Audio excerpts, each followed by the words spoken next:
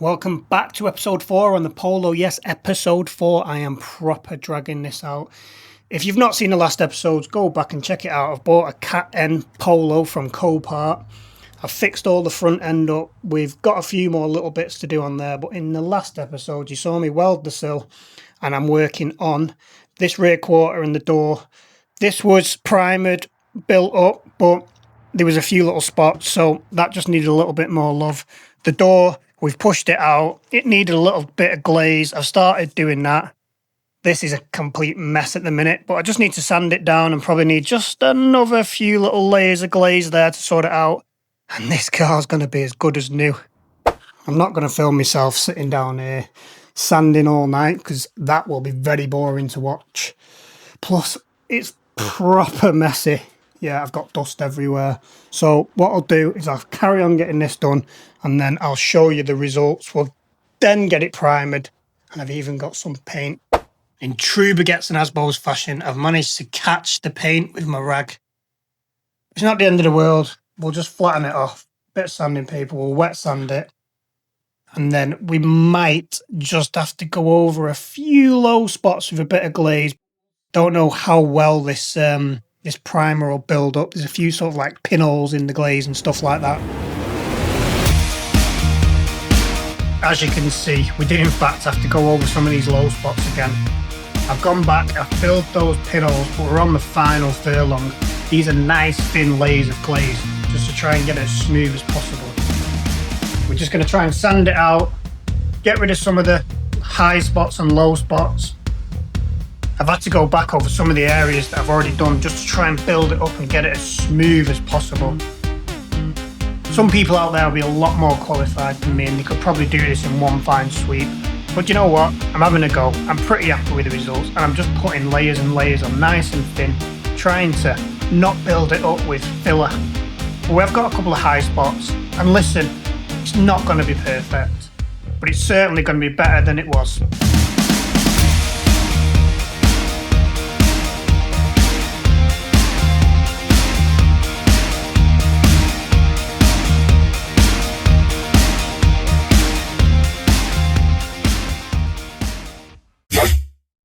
Oh, I wasn't going to film this, but I've been having an absolute headache on the ASBO, as you know. And I've not wanted to continue with the Polo until I got this sorted because, as you know, on the last track day I came off, I've had engine management lights and all that kind of jazz. But yeah, I finally figured it out. Let me show you what I found. What an absolute kerfuffle. Look at that. So this is the S129 splice, as Ford calls it, and basically some of the wiring shares the same source, 5-volt source. And yeah, I've pulled that out, to be fair. It was only loose, but I've had to strip all that loom out, try to find it, and I finally found it. So I'm going to repair that, I'm going to tape it up, and then this car is good to go and we can get back on the Polo. Right then, so today's plan, we have got the wing off. I've given it a clean, I've wet sanded all this, got rid of all the dirt out of the lacquer. But the plan is, I'm just going to try and paint this sill with a rattle can and just see how that comes out. Most of it's hidden anyway. The bottom bit's done by under seal anyway, so you won't see most of it. If we can get this bit done, then it's just a case of concentrating on there. I've got a little bit of primer on the inside, a little bit of primer on the sill. Also, we need to get this door off. Light work. I've had to start again with this because the under seal that I was using, yeah, I couldn't paint over it, so I took all that off. I caught the paint with a rag again, as always, like I do, Baguettes and ASBOs style. So I've sanded all that down, I've took that under seal off, and we've got some paintable under seal coming tomorrow. Well, let me show you what else I've been up to. As you can see, I've painted this. Now, you won't be able to pick it up on camera. There is a little bit of a mismatch in the paint colour. Like I say, I wanted to try and, or what you would normally do is paint it to a line and then just blow the rest in. But obviously I'm not a professional painter, so if I was just painting to that line, it wouldn't be as noticeable, but you can see it here where it mismatches. But it is what it is. We'll give it a buff and a polish and see if we can get it to look a little bit better. All right, the big guns are out.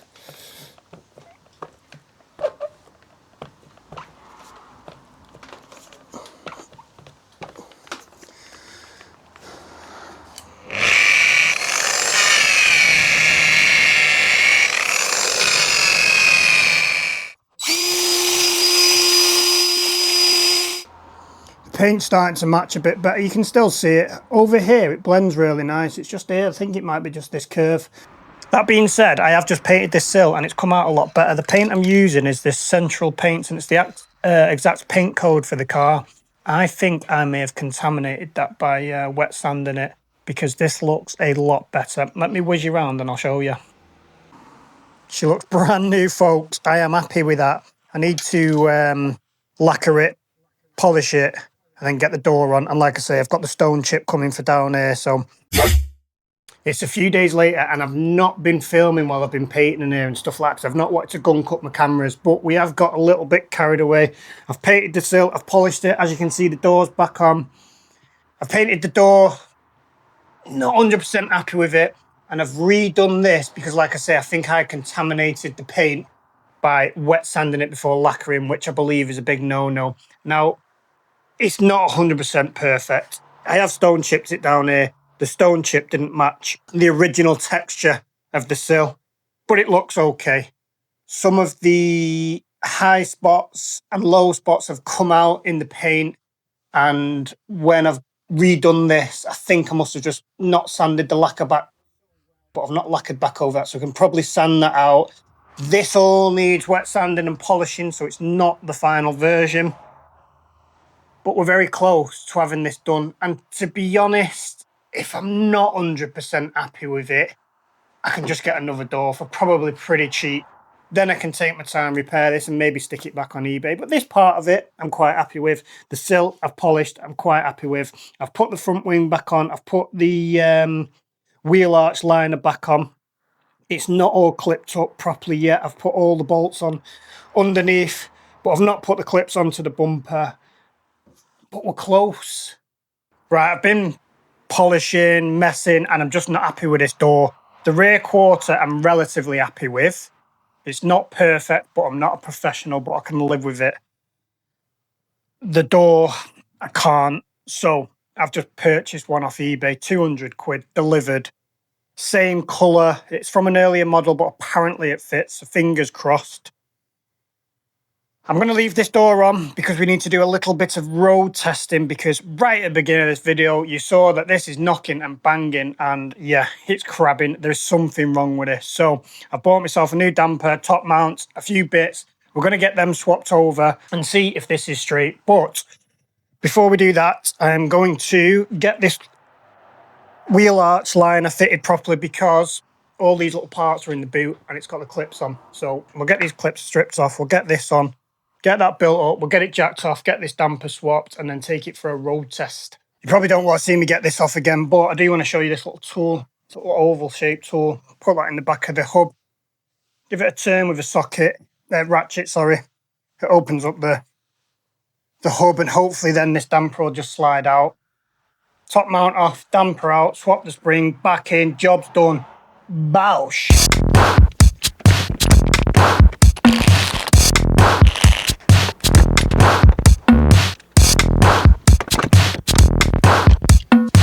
Top mount's probably okay on this, but we're going to swap them anyway.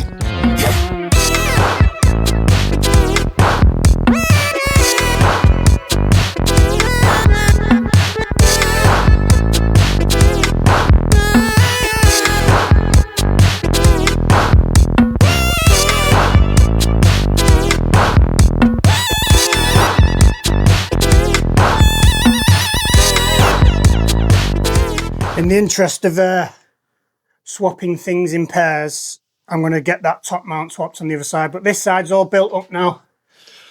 Whew. Hopefully she's a lot more stable. With the top mount swapped, I need to get this drop link done because again we do everything in pairs, but I've rounded the bolt, so we're cutting it off. Let's see if I can get you in here.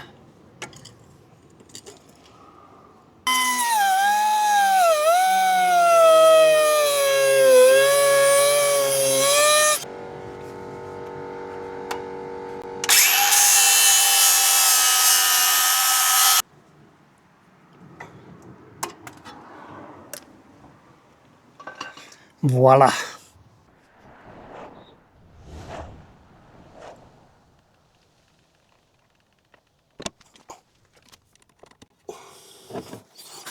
Belch. Right, with the damper done, top mount, drop link done, the car's outside on the drive. We've got some new bits in the garage. I got a new badge, some new grills. Oh, my arm's hurting after cutting that drop link off. New alloy and a new airbox. So let's get them fitted.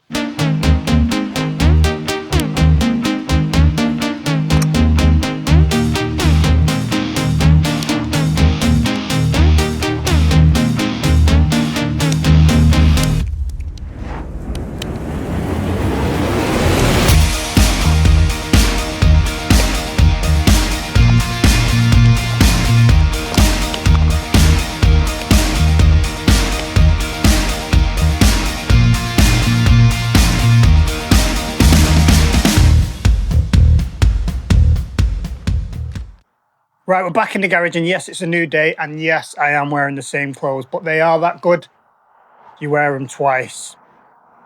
All the dampers, components, everything, top mounts, are all swapped over. We've got the badge on, we've got the grill on, we've done all those final bits. The only thing left to do now is give this an alignment. I'm going to give it a string alignment just so we can get it straight and see if it's stable. Right, I'm not going to go over this again because I've done it in a previous video, so go back and check that out. But yeah, basically we're going to do a ghetto string alignment just to try and get it as straight as possible. We're about 20 mil towing on both sides. I mean, they were even. But yeah, wow, they were towing in. To be honest, you could see it. We are 121 mil from the back of the wheel to the string,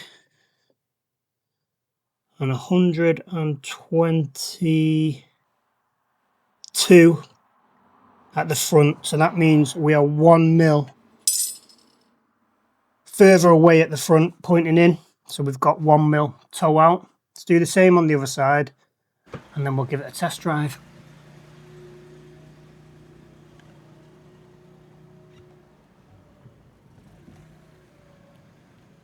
I've just took it for a test drive. She is as straight as a roundabout. The alignment, perfect. It has stabilised the whole car. I'm very happy with it. But when I got to the roundabout at the top of the road, as I was turning, it was just skipping still a little bit. And I think that's due to the gearbox, engine mount, the top one. It is just completely shredded. So the whole engine's rocking, the drive shaft's moving around. So I've got one of them on order. Hopefully that fixes all of our problems, and she is then golden. Right, so here's the old mount, and here's the new one, nice and solid. Let's get this swapped over. There you go, that's much better, a lot less vibrating. Hopefully it's a little bit more stable now. Let's give it a test drive. So at the top of the video you saw I was getting knocking and banging. Yeah, the test drive was horrendous. I've just been out a couple of times, knocking, banging, still after changing the dampers. And it turns out the nut on my new drop link had rounded. So yeah, I fixed that. She is nice and stable after the string alignment. No more knocking, no more banging. The engine mount is fitting. She is lovely and stable. I am extremely, extremely happy. So the next task, I need to get rid of all these lights. I've got an airbag light, ABS light, traction control light. They're all related. I think we've got the crash damage data on, which can be cleared. No airbags went off, which is good. So I just need to purchase an OBD11, which is due tomorrow because it's Volkswagen approved apparently, and I should be able to clear all that. I'm a little bit torn on what to do with this. Yeah, it's got a few little dinks on it there. I don't know if you can see that. Nothing major. It's dead easy to swap them, so I might just swap it, put it on the car, see what it looks like, see if the paint matches, and go from there. What's that saying? 1 step forward, 2 steps back. Well, that is exactly what's just happened. I was on the final stretch to complete this car, and all I had to fix was the ABS sensor. And I started delving into it, trying to find a wiring fault. And what have I unearthed? Oh my God. The lube is a mess. Underneath the ECU, there's just wires that have just been taped up that have already been cut. Yeah, I don't know who's been in there. The actual ABS module plug was smashed and broken, just hanging off. The actual pins where it goes onto the module had come off, and this basically seat in there, and this pulls it in and clips in nice and tight. All that's broken. So basically ABS modules on order with a little pigtail, which I'm gonna have to splice in and solder all the wires up. But let me just show you something. I've took the ABS wiring all the way out now. Earlier in one of the videos I'd spliced the end on, but yeah, still wasn't working. So this is from that ABS module all the way back. Continuity. So if you don't know what continuity is, it's basically open loop, closed loop. Yeah. So open loop, put the brown on the brown, no continuity. Somewhere in this rubber wire there is a break, and I feel like it's inside there. So I'll cut it open and see. But yeah, I'm going to need a new ABS wire all the way back to that module. As suspected, the wire is broke inside there. If I'd have known, I could have just fixed it from further up. But yeah, it was a mess anyway, so it is what it is. We need to get that repaired. And the other kick in the old wedding veg is this bloody door. It's got a big, massive dent in the bottom corner, a bend. It's got a crack in the paint. 200 quid. What a waste of money. I can't even be bothered arguing with the guy on eBay. He'll probably take it back, but posting a door back to wherever it is, I can't be bothered dealing with that. Right, we are golden. The ABS module switched over. The wiring spliced back in. The ABS sensor's working and the lights are off the dash. So thank God for that. This car is finally done. Right, quick recap because it's been a right journey. 925 quid plus fees, cat end, smashed front end, paint job that looked like it's been keyed by a toddler. Copart already knew that they couldn't get it down my drive, so they went straight to my mate's unit instead. New front end, first time gasless MIG welding straight onto a sill. Glazed and sprayed the rear quarter, suspension rebuilt top to bottom. Even did a proper string alignment at the end. No point doing all that work and sending it out crooked.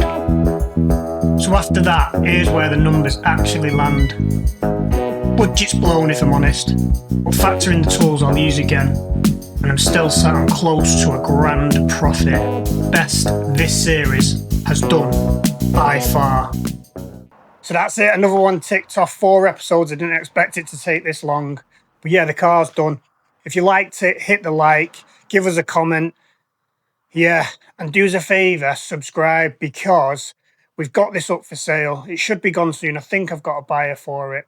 And then you can find out what we buy next.